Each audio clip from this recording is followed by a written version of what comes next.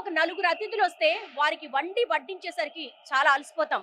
అలాంటిది వేలాది మంది భక్తులకు అన్నప్రసాదాన్ని ఎలాంటి అలుపు సొలుపు లేకుండా, ఎలాంటి శ్రమ అనుకోకుండా ఈ సేవకులు ఎలా వడ్డిస్తున్నారో ఒకసారి చూద్దాం. మాకు ఈ సేవ దొరకడం చాలా హ్యాపీగా ఉందండి.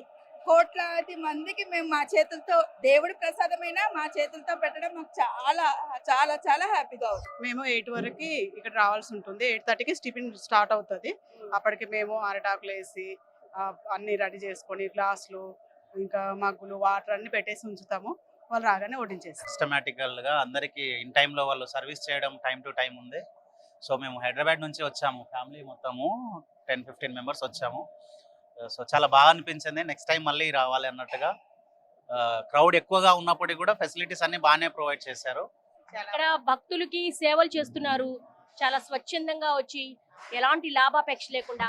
వాళ్ళు వడ్డించే విధానం ఎలా ఉంది? చాలా బాగుందండి. ఇంటికాడ మన అమ్మ అలా వడ్డిస్తున్నారండి. ఇక్కడ కూడా చాలా బాగుంది. కూరగాయలు తరిగిన దగ్గర నుంచి కూడా ఇక్కడ ఉన్నటువంటి ప్రతి భక్తునికి కూడా వారి ఆకలి తీర్చేంత వరకు కూడా వాళ్ళు నిరంతరం శ్రమిస్తూ ఉంటారు. దాదాపు 7:30 నుంచి 8 గంటల పాటు వాళ్ళు సేవలు అందిస్తూ ఉంటారు.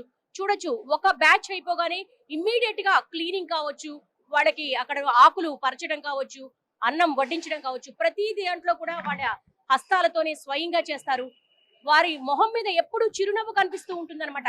ఎందుకంటే ప్రతి భక్తుడి ఆకలి తీరుస్తున్నాము, ఇది మాకు శ్రీవారిస్తున్నటువంటి వరంగా భావిస్తున్నారు, ఒక పుణ్య ఫలంగా భావిస్తున్నారు. ప్రస్తుతం మనం శ్రీవారి సేవా సదనంలో ఉన్నాం.